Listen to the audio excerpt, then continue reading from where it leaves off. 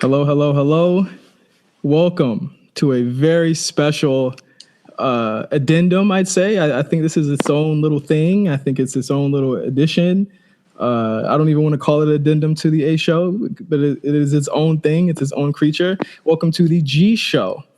This is a personal addendum to this year's G1 tournament, which I'm pretty sure if you're listening to this, you've watched at least 5 of them or all of them, or just even if it's the finals, we're going to be giving you a rundown of how we felt about it. And of course, as you already know me, since I'm on like 18 different podcasts on this network, I am Justin Davis, and I'm joined by Cyrus. What's going on, Cyrus? Hello. I'm here. Cyrus you're an interesting guy because I'd say that because you are very open about how you feel about certain things, and I had to get you on the show because you have very strong feelings about New Japan in general and specifically the G1. Oh yeah, G1 definitely something not.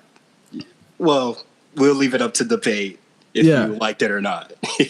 Yeah, I everyone has their own thoughts about this. I think that it's pretty. I'd say this year is pretty split. But before we actually get into the G1, Cyrus, just a little bit about yourself. Like, how long you been watching like New Japan or just wrestling in general?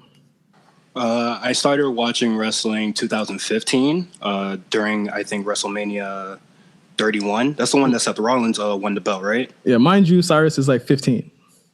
I'm 22. Okay. 15. Oh, okay. But yeah, after watching that WrestleMania, it kind of just like it was love in the making, And then I started watching New Japan after AJ Styles was at the Royal Rumble. Yeah, because everybody's just like, oh, because like his time in TNA was beyond me. Like I was not watching wrestling at that point. I didn't even know TNA was a thing at that point.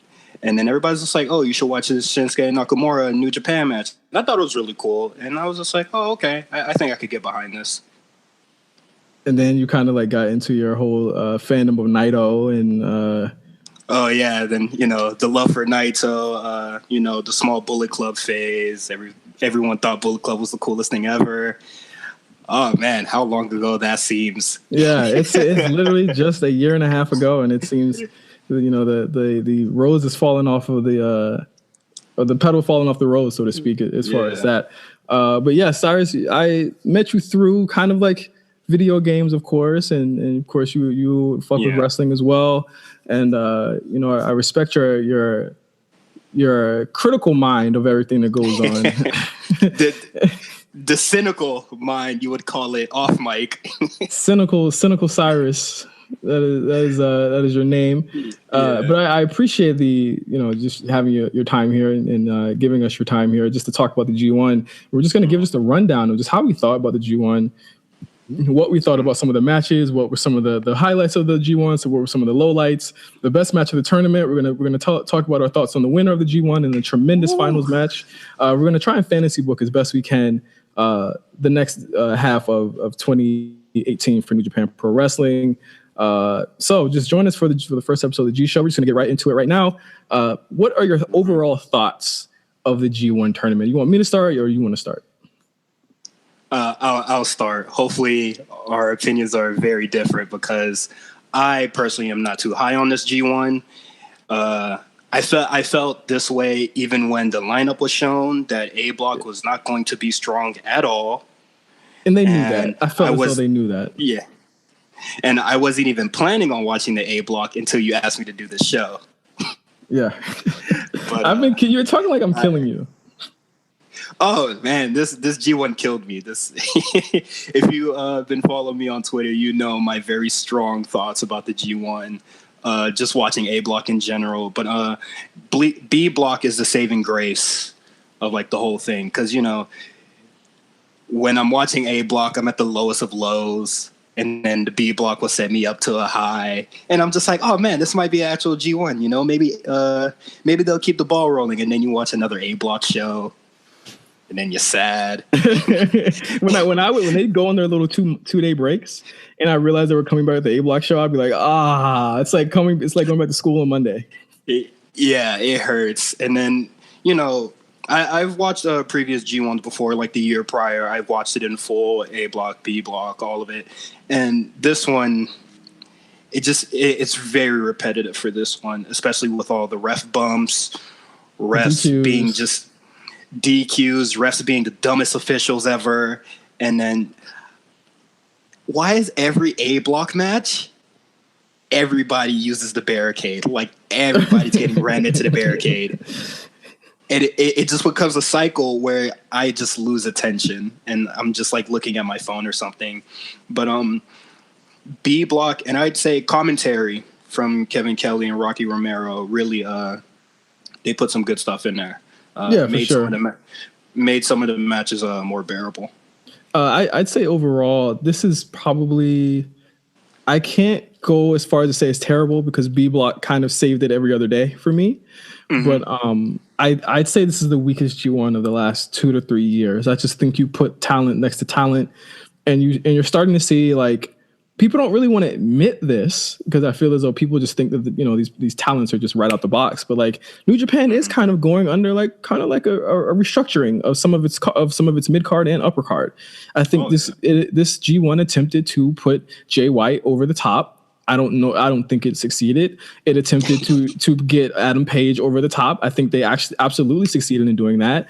People like Sonata, people like even Yoshihashi had a pretty good showing. But it's like, to me, they chose not to go outside of their company like they did in past years with Marufuji and people like that. And they chose to stay a little bit more isolated internally, just to put over their own talent, which you can't be mad at. But when it's talent like Jay White, it's kind of like, I would definitely take a Marufuji over Jay White. Yeah, and it starts to get a little waning and really kind of frustrating at times watching these shows when it's like, you really have to dedicate 3 hours almost, or at least an hour and a half if you're not watching the tags a night to these shows. And obviously some of the performers are going to be tired, but you have to kind of expect a certain amount of quality out of this just from the past years. And some of these guys have gotten older. Some of these guys are in different gimmicks. Some of these guys aren't even in it.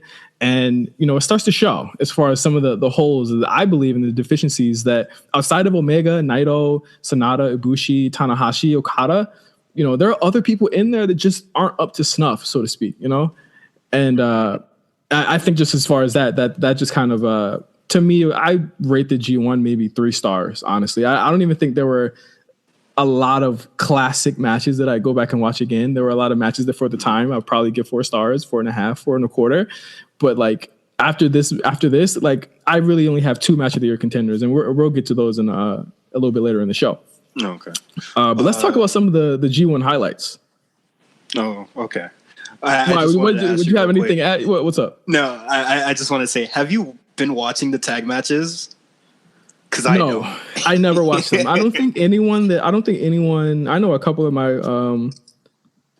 the reviewers that I kind of respect. They don't watch them, and so like I was like, okay, so I don't have to feel bad for not watching them. Because the thing is, I think the shows would be considerably worse if I did watch the tag matches too. Oh yeah, because a lot of them are like jokey, and a lot of them set up matches for the next day, and like that's the way that they tell stories. And I just give me the match. I don't need all of the extra stuff. This, what'd be crazy, and this is going to be really controversial. But I heard that women wrestle now, and I hear that they do pretty well, and I think you'd really stop a lot of those deficiencies if you had other types of people wrestling like women. But what can I say? Well, if you don't have women, you could just get smaller men. Yeah, juniors. Kind of, strengthen that division and not just put the same 4 people together, even though one of them is injured or like badly injured.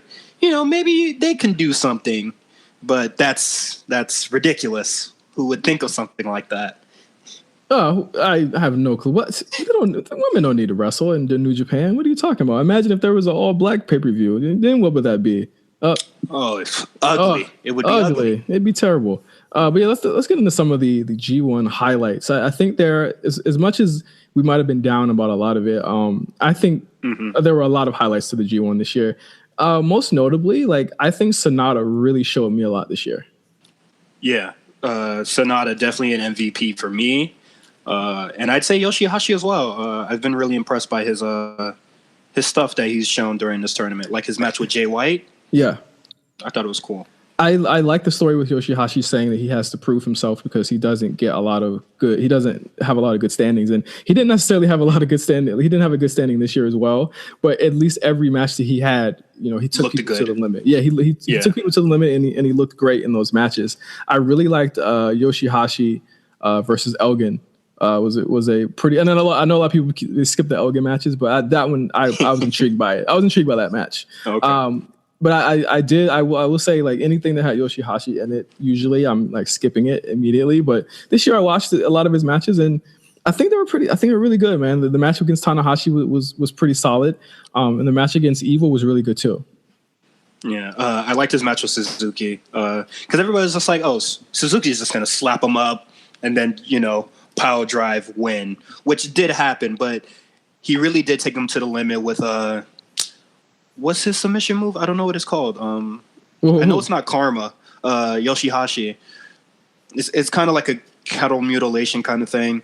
But yeah, he really had Suzuki against the ropes. Like Suzuki was like really struggling to get out of the submission, and it looked cool. I did like they really put him over for this tournament. Yeah, and again, Yoshihashi is another guy who is 36. What? Yeah, he's not exactly a spring chicken. He's been around for a while. A lot of these guys, this has to be like I think they actually had a stat that said it was the oldest G1 final ever. Because Kota Ibushi's like 36, 37 as well. These guys are getting up there. That's what I'm saying. Like you're starting to see a lot of the like when you think about it, like Jay White is only 25. Is he the youngest? I believe he is the youngest if you count. Well, I just looked up Adam Page. He's 27. So him and Adam Page are the youngest. Jesus Christ. Yeah, you start to see kind of like then Sonata's 30. Zack Sabre Jr. I want to say he's mid 30s. Let me look this up. No, he's 31. So those are like the young guys, but it's like you build to those guys, and I felt like they're not. It's it's crazy. Like when you think about it. Like when they're finally going to be at their highest of highs in their career, they're going to be like 45. Yep, and that's why that to me that's what makes like it's good to have seasoned guys like Yoshihashi, and Tanahashi there for Tanahashi who is like 42, but it's also like a lot of these guys are getting up there. Ishii's like 40. But Ishii's 42 and he's having some of the best fucking wrestlers, like best fucking wrestling matches ever. I think he's the most underrated wrestler of all time to me. Ishii definitely is. And again, that leads me to my next highlight. Fucking Tomohiro Ishii. Did he have a bad match with anybody? If you count his Yano match, I know you weren't too high on that, but I loved it. Was not high on that. Was not high on it. But I think that he got the best out of Tama Tonga, who was a guy who like couldn't have a good match with anybody. And he managed to have a good match out of Tama Tonga. But Ishii is definitely a highlight of this tournament to me. And I think that like when you really like think about it, he's kind of like the glue guy for any block that he's in. I feel as though, and did we have I think it was me and you that had a conversation like who would we trade between each block to make each block better. And did I say Ishii? I would trade him to A. Yeah, you did say trade him to A, and I said I'll trade Tanahashi to B for Naito. Then I think that would have made the blocks significantly more balanced to me, because I think Ishii could have had a solid, if not excellent, match against Jay White, and I think Jay White would have needed maybe a victory over Ishii, and that would have solidified him even more to me. Yeah, but I don't know. He's just gonna win with the low blow or some shit like that. But it's whatever. Like I don't think anything is gonna really like make Jay White, that guy, because he just does a low blow. So does a low blow, Yano. So who really gonna take Jay White seriously? Yeah, nobody. I think another highlight. What's one of your highlights? I'm sorry. One of my highlights, Yoshihashi. We already spoke about that. Sonata just having great matches with everybody. That was really fun. And Shibata returning during the finals. I got giddy for that one. That really made me happy. That was a cool moment. That was a really cool moment and very unexpected as well. It also plays into their storyline where Tanahashi and Shibata were beefing for a while because Shibata left, and Tanahashi put out a book saying, I would have never left. That's some hoe shit. And yeah, basically that. I actually think they blew that off. That they had a match, I think in 2016 when they finally got to face each other. I want to say it was 2016. It could be misremembering this, but it was a really great moment to see him back in the ring, and it made that finals match, which we're going to talk about in a few minutes. One of the must-see matches of not only this month but of the past couple years. Yeah, please watch that. If you're not into New Japan, I don't know why you'd be listening to the show. Oh, we're gonna get into that. We're gonna get into that in depth in a few though. That's for sure something that we're gonna talk about at length. I think another highlight. I don't know if you'll agree or not. I think Kenny Omega was a highlight to me this year, just for not having any bad matches at all, but B, really showing that he could wrestle different styles on every single match. I thought that I thought the beginning of the Zack Sabre Jr. match was a little bit plodding at first, but once it got going, it really worked for me. It really clicked it toward the end. The match against Juice Robinson was excellent, just showing Kenny just destroying this guy. Just wrestled a completely different style from the night before. Yeah, or like his other A Block match, and I think the news that he had a fractured heel officially came out publicly. And then he started wrestling a different style against Juice Robinson, and I was just like, "This is a really good match." And then, of course, he racked up, to me or to a lot of people, at least 4 to 5 star matches.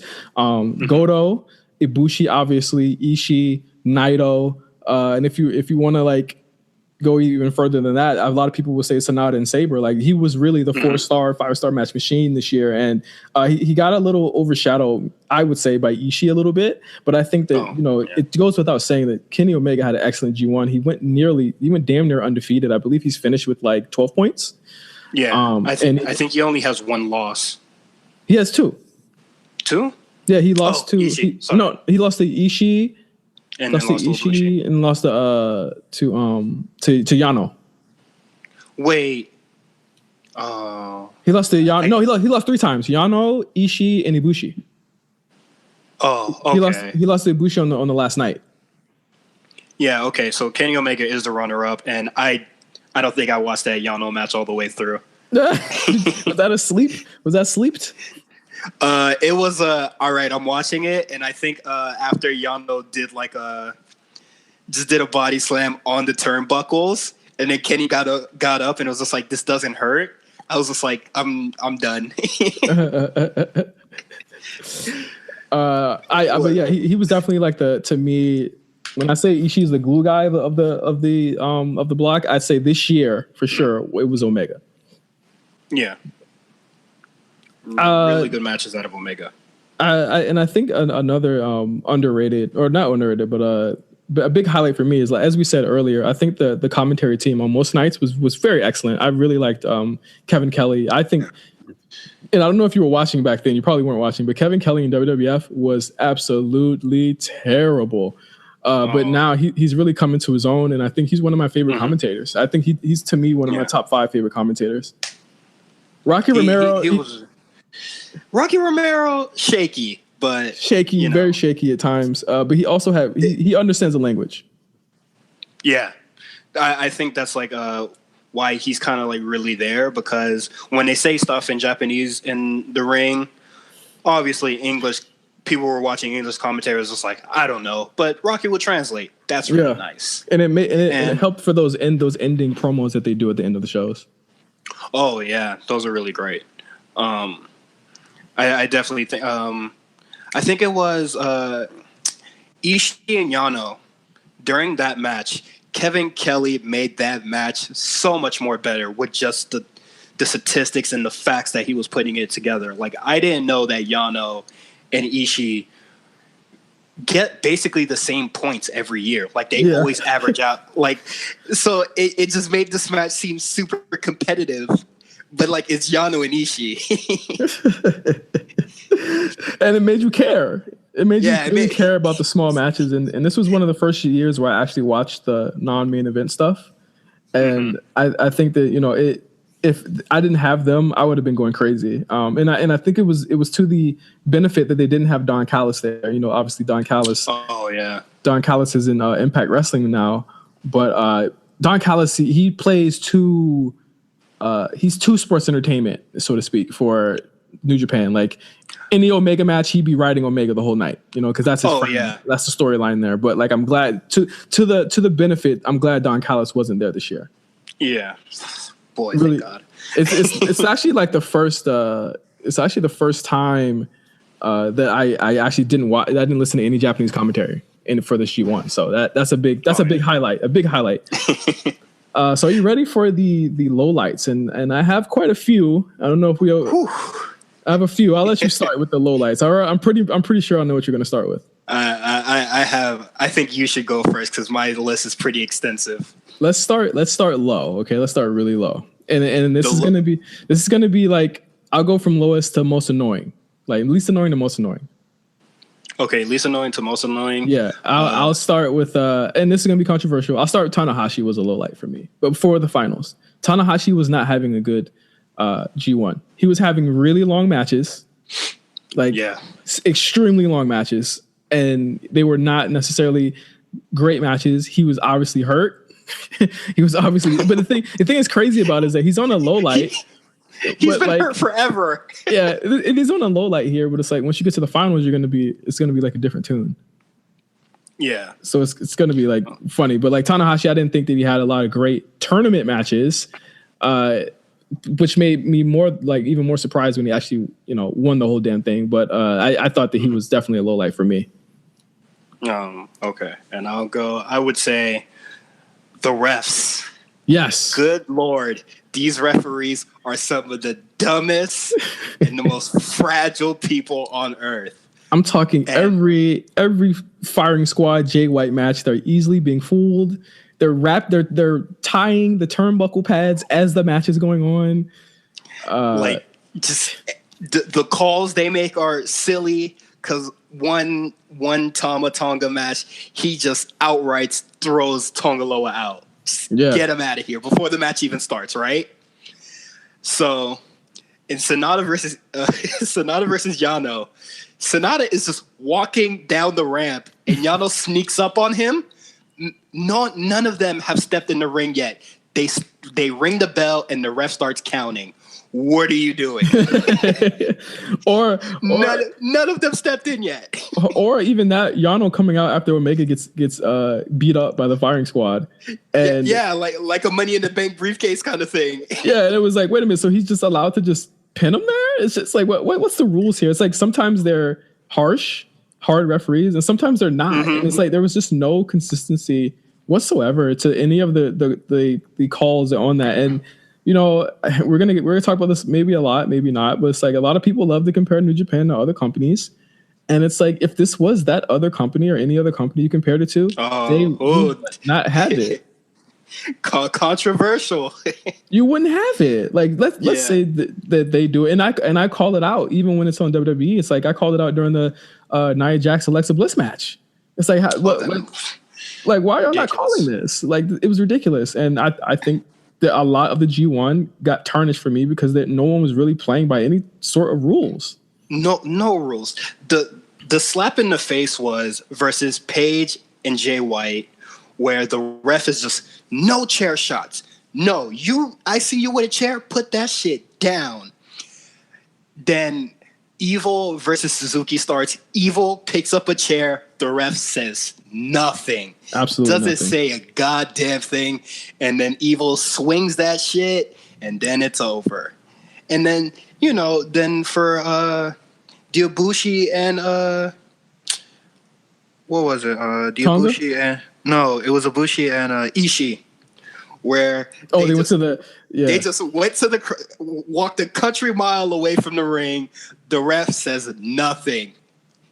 Ibushi takes goddamn at least 45 seconds to get up there and do the moonsault. The ref doesn't start counting until the moonsault's done. And it doesn't make the matches like epic. It just makes them like a match on like SmackDown versus Raw on PS2. It just makes them an idiot. Oh my god! It doesn't make any sense. The refs are they're funny on how they work. I want to say another low light to me is, I hate to say this because I'm pretty sure he's a nice guy. Chris Charlton is not a good commentator. I really did not like Chris Charlton at all. I did not know who he was. I didn't know there was a third man on commentary. I thought it was a young lion that could speak English walking to Kevin Kelly, be like, yeah, man. Fun facts. All right, I'm gonna shut up for 3 matches. and then it was crazy because like he'll just pop up out of nowhere, and it's like, okay, like what is like is he like Mike Tenay? Is he like the Mike Tenay of this? And it's just I don't know. I didn't think that his style. I think he either needs to say more or just not be there. Don't be there because he doesn't add anything. Like for the finals where he was just like, oh, who do you think is going to win? I think Ibushi's going to win because we've been texting and, this means a lot to him. And I'm just like, oh, okay. So that's it. Let me pick that up for you. That name you just dropped, motherfucker. But yeah, Chris Charlton, definitely another one of my lowlights. And another one of my lowlights is fucking Michael Elgin being in the tournament altogether. Oh, I'm glad we both had that. Yeah, Michael Elgin being in the tournament at all is a low light, and I think New Japan needs to fucking stop it. That guy's pure trash. Get him out of there. Yeah, we can debate that there's other trash people in New Japan, but like Hanma. Oh Jesus, I wasn't gonna say no names. Yeah, Hanma. But like Michael Elgin is something that they really need to take care of, and now that they have a new president that's kind of cracking down on some stuff, hopefully Elgin gets up out of here because he's a very terrible person. Yeah, very terrible. I think he's. I don't know. It goes without saying. We don't have to even go there. But I guess let's get to the biggest low light for me, or for I guess both of us. And I think I want to put all of these together. The low light to me, like all of the G1, Tama Tonga, Tongaloa, Battle of Fale, the Fire Squad. Actually, no, I think there's someone. Actually, no. You know what? That's the biggest one. Let's put Jay White in there too. Oh yeah. Let's put all of them in there. I don't want to like poop on Adam Page. I think he did a great job. You're safe this year, buddy. You did a great job this year. Shout out to you. He didn't have excellent like. If he would have been playing heel, I definitely think he would have like been a low point. Yeah, he would have. I think him as a face actually works a lot better, even though it's inconceivable how any of these Bullet Club guys are faces, because it's literally they should be the heels here. Yes, and essentially like the Bullet Club OGs do have a point, but whatever. Tonga. Let's start with Tama Tonga. I think a lot of people have come and said this is pro wrestling and this is his gimmick and it's making it's storylines helping the tournament, et cetera, et cetera, et cetera. No, you're smoking crack. That's not true. It does not make this tournament that you have to watch every other day when every match he has is a DQ or run-in or interference or like it doesn't make it cool. It doesn't make it all right. And they're interfering on other people's matches. And it's just like, come on, bro. Like it doesn't make any logical sense why he would want to mortgage his own points just to ruin somebody else's match. They get the points anyway. Yeah.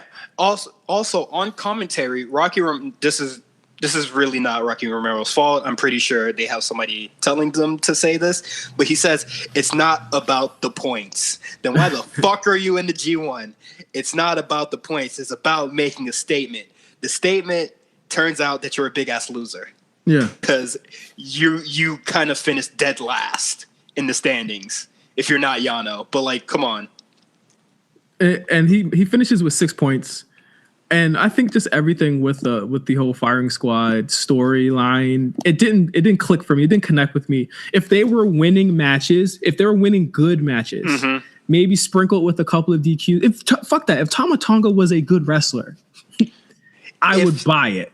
If they won with the DQs, it makes sense. If they were trying to win the tournament so they can take the big belt away from Kenny, that would make sense. Yeah. But it just, the logic is flawed and it's dumb. And then you go on Twitter and then you see what Tama Tonga is saying and you see what New Japan is trying to do by disciplining them. Is this, what are you doing? As soon as I see Balak Fale and his fucking Tom sneakers running to the ring, I get upset. I get mad. And I skip it. he's had to me, let me just look, like he's had to me some of the worst matches of the year in this G1. Night one. Yeah, night one, Paige Fale, dud, hated it. Tama Tonga versus Juice Robinson, which he won this match. I gave it 1 star. I gave Okada and Fale 2 stars. I gave Sonata and Tama Tonga 1 star. I gave Tama Tonga Omega 1 star. I should have gave it a dud. No. That shit gets a dud. That match is terrible. Like it's some of the, and these are just 6 nights of just this bullshit.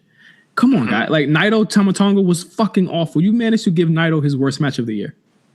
I'm a very sad Naito fan. Like it was just terrible, dude. And I just think there's no place for it. I think it really did just ruin the tournament and really made me feel like they don't know how to build a good storyline without this type of 1999 foolishness. Like they went right back to the old Bullet Club angle. But the difference is when the Bullet Club did this back in the day, they won the matches. They won. Exactly. When the Bullet Club did this, they were doing it for the big belt, the big title, because that's where the money is. What was the biggest? If it's all about money, then you should still be with the Bullet Club because they're flipping T-shirts like maniacs. And so what is this about? Think of the biggest Bullet Club interference angle and what it got. The biggest Bullet Club interference angle was when AJ Styles won the title. That was the biggest. He won the title. Why not just do that? It works. It works. Like this didn't work to me. I just think that it was bad. And just to speak on Jay White for a second, Jay White, he finished with 12 points, but a lot of his matches were like low blow finishes.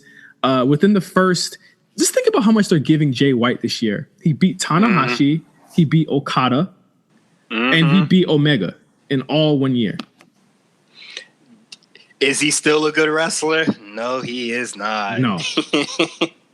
And then, he's trying to bring Chaos back to his old roots. Literally a copy and paste of the Bullet Club storyline. Yeah, for sure. And then he's doing the low blows and cheating. Guess who does that? Yano. Guess what? Chaos never lost his swag. Come on. It was terrible. It was just terrible. And Chaos is still one of the least popular factions, even with Okada being champion. I'll be forgetting that half the people that are in Chaos are in Chaos. Do you remember that Jay White's in Chaos before this G1? Did you remember that? I do remember because Jay White, when he signed with Chaos, I was just like, that's silly. It would be better if he wasn't part of a faction because he's just like this weirdo dude. And then he made that big thing. It was just like, yeah, I'm going to join Chaos, but I'm going to take your title. And it was just like, all right, whatever. Yawn. Yeah, big yawn. Big yawn. Those are the biggest lowlights. And the thing is, like, they don't seem like big lowlights here, but you have to remember the G1 is like a more than 10-night event. And we're seeing these finishes every single night. Come on, bro. It gets very repetitive. Yeah, and very it's just repetitive. Like, why don't you just skip it? We're watching it for you. We're doing this for you guys. All we do is watch pro wrestling for you guys. We spent a month watching this, man. You know what I'm saying? It's all out love. We love y'all. We love y'all. I love the people, but God, I hate this G1. Let's talk about the best match of the tournament. I mean, it's pretty much a shoe-in. I think let's not put let's talk about it. Tanahashi and Ibushi were in the G1 finals this year.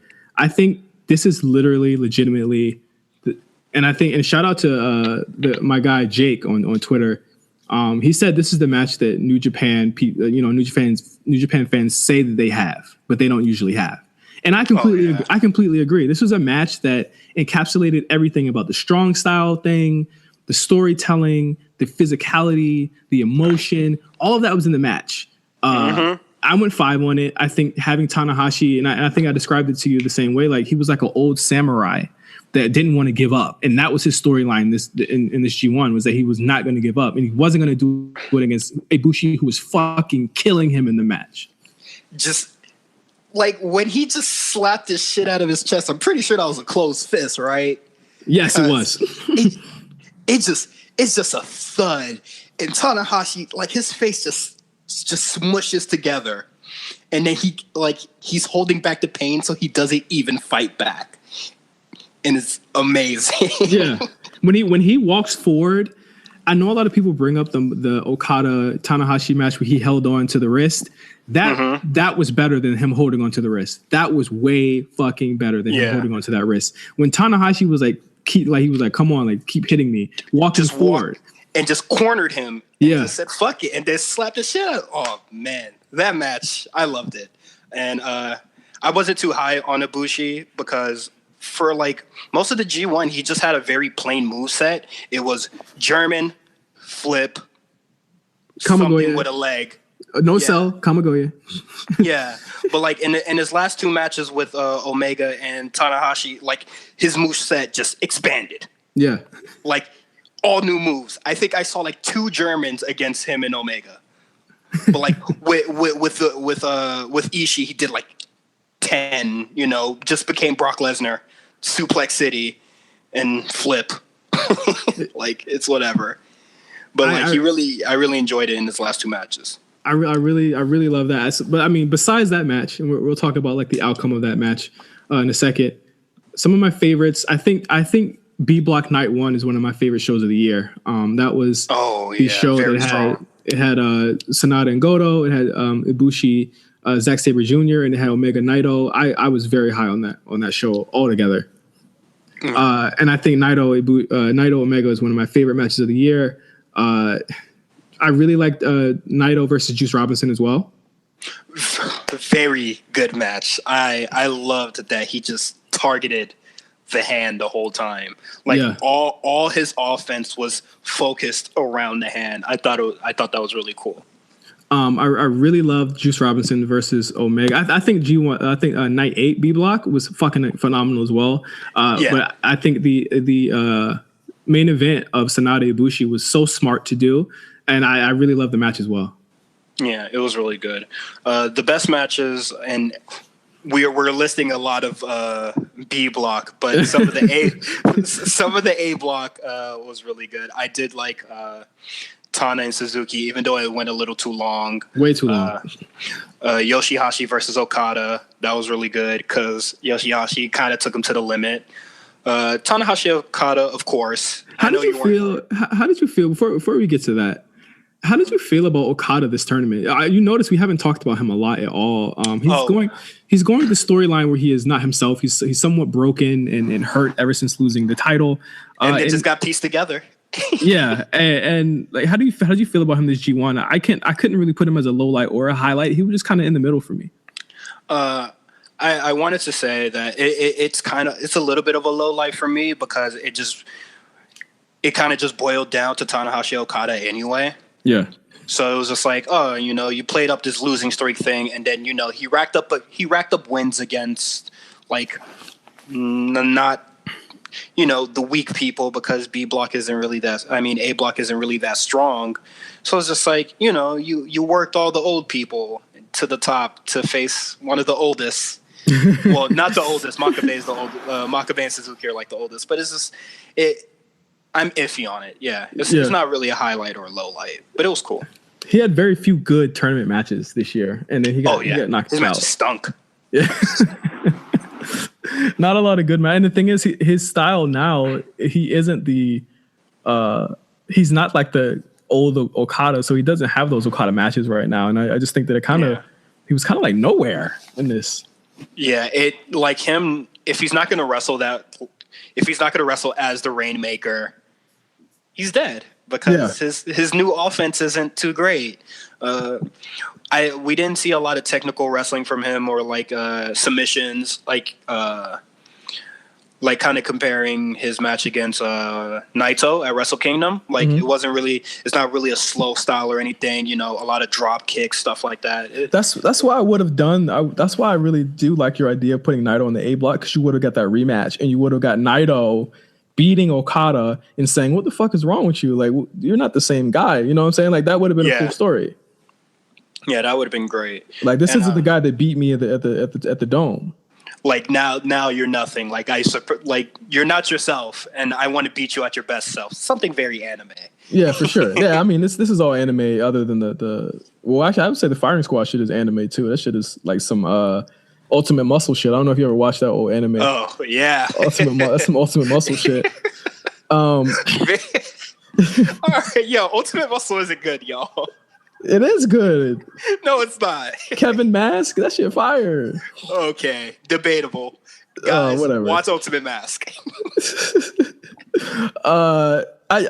What did you feel about the B Block final? I think that was just the best concentrated. I think from night one all the way down, B Block just killed it this whole year in the G1. Oh yeah, and like when you sent me the docket for this whole thing, and it was just like best matches of the tournament. I looked at my notes. Everything's B Block.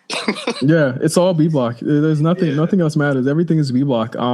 I think it just speaks to this that I can't say this was a better G1 because all the good matches were mostly against people that have had matches before.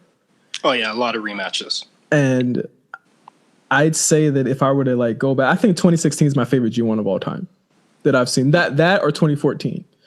But this one was kind of like on the lower end because I just didn't feel like I felt like they got tired quicker this year, and I get it. Like it's a very harsh schedule that they have, but I just didn't feel like other than like those top four, which was Omega, Ishii, Naito, and really kind of like Ibushi, who was really spotty most of the time. Like other than those four, like you didn't really see it. Or I didn't put Sonata over Ibushi a lot of the time. Like other than those four, you knew that you never knew what you were going to get this year. Yeah. Sleeper pick for best tournament matches. I know you're not going to agree, but Makabe versus Okada. What's your thought behind that? I really liked it. I was very entertained by the match, surprisingly, even though like Makabe is like super old and can't really move for shit. But this is when like Okada was like, I think this is like when Okada was just like, I cannot afford a third loss.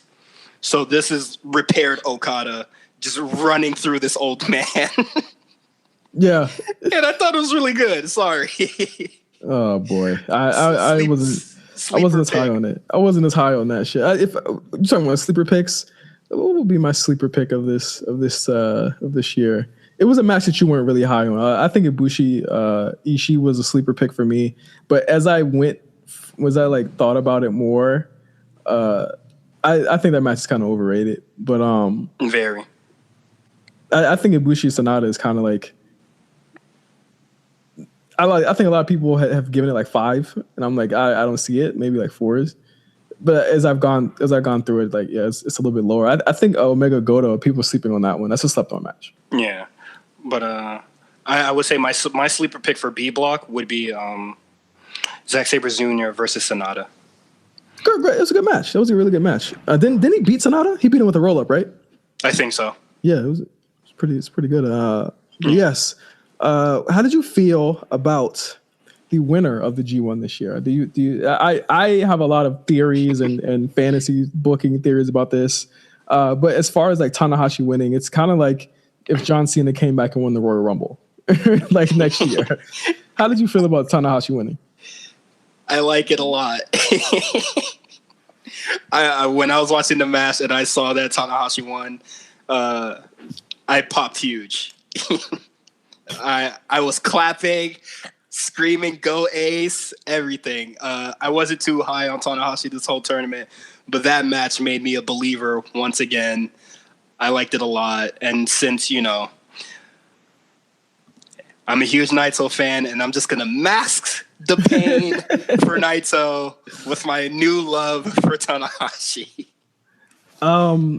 Listen. After that match, I'll never be. My problem with Tanahashi winning is that nothing really built to this at all. Him winning the block was like, okay, they're just gonna have Ibushi beat him. Mm-hmm. But when he beat Ibushi, I was like, that's such a sharp left of what you would imagine would be the rematch between those two, Omega, and I'm speaking Omega Ibushi at the Dome.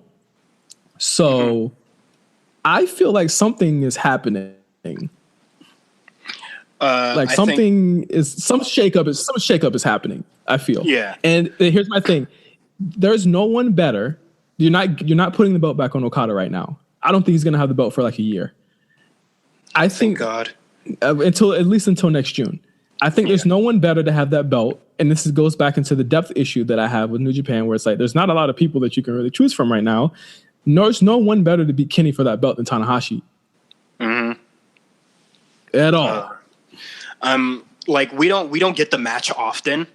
Yeah. Tanahashi Omega, so that I'm really excited for it's kind of a new rematch, even though these dudes have been in the company for a fairly long time, and I'm pretty sure this is a rematch from like a couple years ago, but that was a couple years ago. These are different people. Yeah. And like that was Omega was a heel, I believe. Yeah. So this is gonna be a fairly different match, and I like this a lot. I like this decision. I'm excited. Again, if it's what I think it is, I like the decision too. There's no one better to put that belt on than the Ace, obviously. No one better to kind of take over. And I think that's a guy that's not going to leave. But wow. I really do think there's something has happened, or they know something. Because if you remember, like, not a lot of people expected Nakamura to leave. Remember, the Nakamura news in 2016 was. It floored everyone. It shook. Spooky. It shook everything. Listen, knowing on that day that he was leaving after the Wrestle Kingdom show was fucking. And it was no one thought that was even possible or could happen. Yeah. I really think that New Japan they're on their P's and Q's. And if I remember correctly, Nakamura told them back in August that he was leaving. And they didn't believe him. They didn't believe him. So like now, if someone's telling him, like, they have to make that booking decision. Luckily, this G1 was structured so that was possible, so that you don't do Okada Omega again, and you don't do Okada Ibushi yet, because that can happen down the line. But you do Tanahashi Ibushi, which is going to be a great fucking match, and you are able to have Ibushi or Tanahashi go to the Dome. And I guess this leads into our next point. You have Omega doing what for the next 6 months? All right. We talked about this yesterday, and you list down the shows that are going to happen, and I didn't know there was this many shows that were going to be happening. I thought World Tag League was next. It's in December, and I was just going to sleep. So looking at the list of shows, let me bring it up right here. Looking at this list of shows. I got it typed down. Okay. We got Destruction, Fighting Spirit, Unleashed, King of Pro Wrestling, Power Struggle, and World Tag League. I think Fighting Spirit is the one with the Young Lions. No, so Fighting Spirit's gonna have Bullet Club there, and it's gonna have Kenny there. Oh, okay. I know one of these are gonna be just the Young Lion show, right? Because I thought it was just going to be a Young Lion show. No, it's not. It's not. Mm-mm. No, must have read it wrong. But whatever. Yeah. So both of them are going to be the Young Lion shows are Fighting Spirit is on September 30th. The Young Lion shows are in November on the 10th and the 11th. They're called Lions Break. Oh, okay. Yeah, I do remember. Okay. Yeah.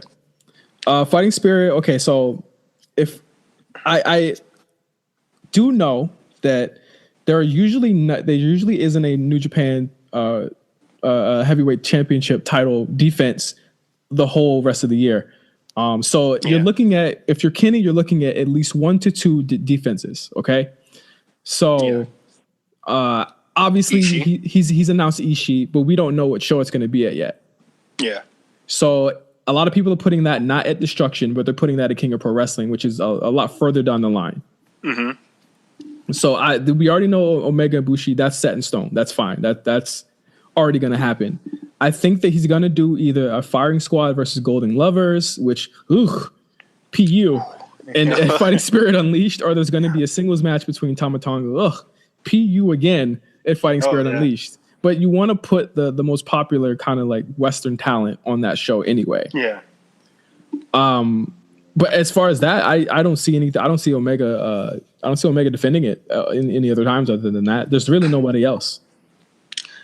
Yeah, I can't think of anybody else. Well, I had my not a dream match of sorts, but something, a little fantasy book. I think if a firing squad is gonna lose to the Golden Lovers, they bring out the big guns, and then we get Bad Luck Fale versus Omega, but not at a US show, because I don't think Fale is that popular in the US. I think he's bigger in Japan, honestly. Well, would you not main event one of these shows with Jericho Naito or Jericho Evil, or even Jericho Okada down the line? Jericho Okada, I'm not sure. Did we forget the IC title existed? No. I remember. I will never forget.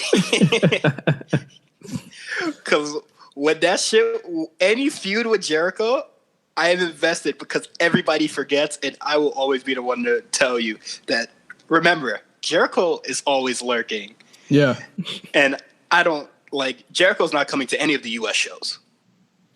So Fighting Spirit and Unleash, out of the question. Yeah. Jericho could show up at Power Struggle. I wouldn't mind that. So maybe, and then they could do Omega Yano for that shit.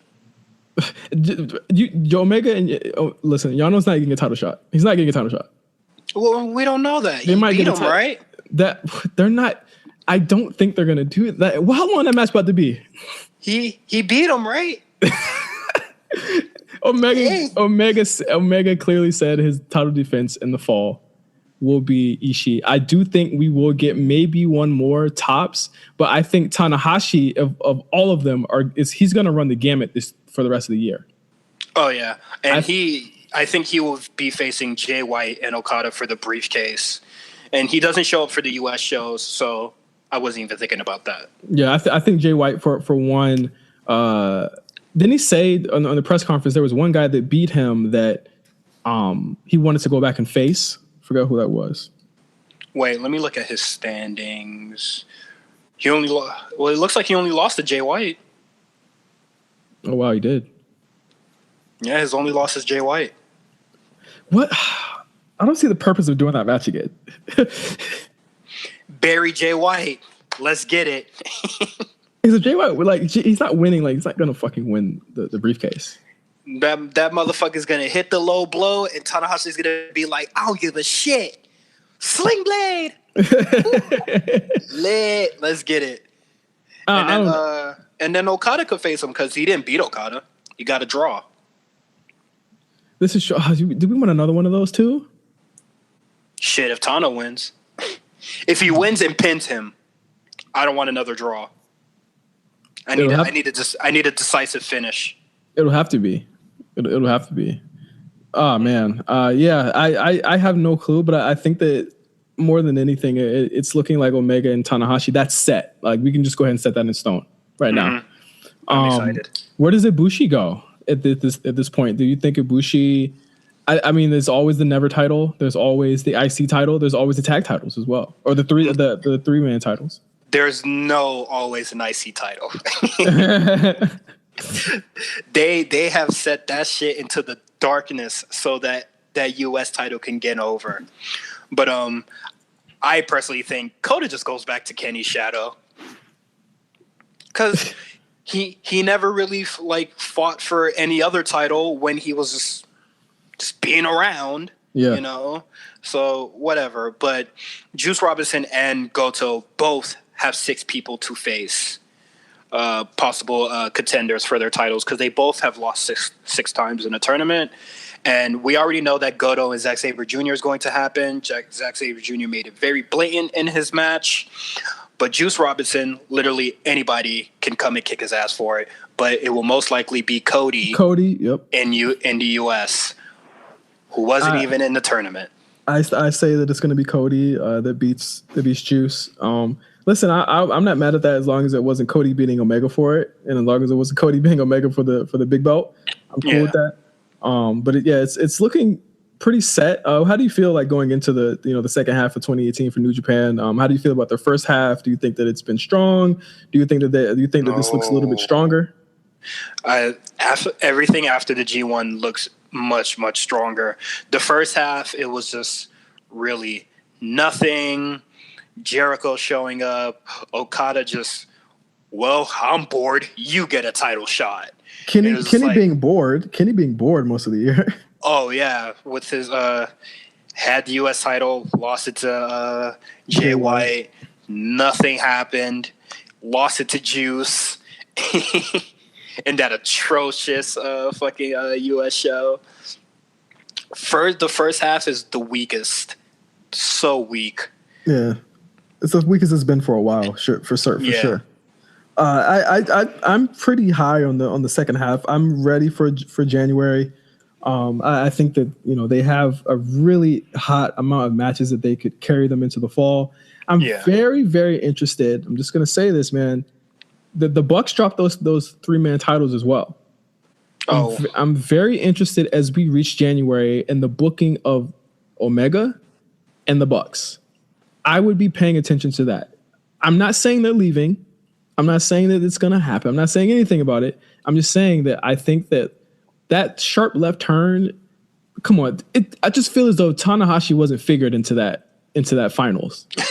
Yeah. I just feel like he wasn't figured into that. He had a great match. I just feel like he wasn't figured into that much. And it's becoming a little bit more transparent, the types of moves that New Japan makes, as far as just not giving Ibushi any belts because he's not a full-time guy. And, just the way that they structure things, or having Jericho around for their big shows, which will be obviously King of Pro Wrestling in the fall. I just look at some of the decision of the G1 finals as something that is an indictment of where they're trying to go in 2019. And if that is, making Tanahashi at the top when it looks like they wanted to be expanding, I would say that's a little cause for concern for a couple of those guys.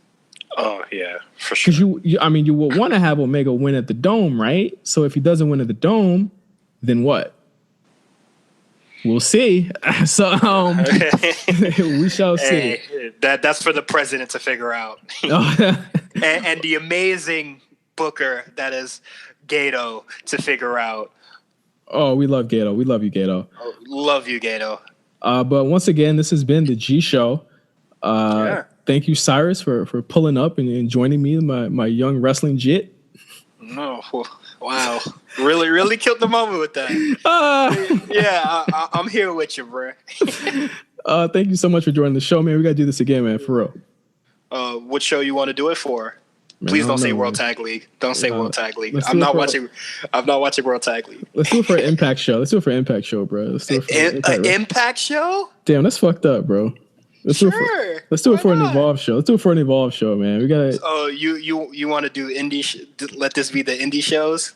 Yeah, it could be indie shows. All right, we're the I show now. We're the I show and the G show and any other show. But once again, you can follow us at RNC Radio Live. You can follow me at OG Johnny5. You can follow Cyrus at H_visibility on Twitter as well. Check out all of his strange retweets and all of his takes there. And you can also just follow us at RNC Radio. We have, of course, the A show coming this week. We have a SummerSlam based episode, a special episode coming later this week as well. We also have our SummerSlam and Takeover predictions.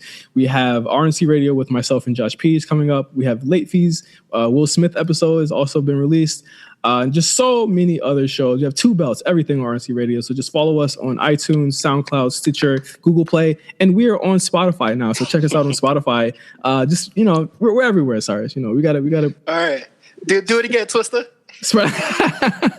we spread out everywhere, So listen to us everywhere that you can listen to podcasts. Thank you for listening to the G Show. For Cyrus, I am Justin, and I'll see you guys later. Peace.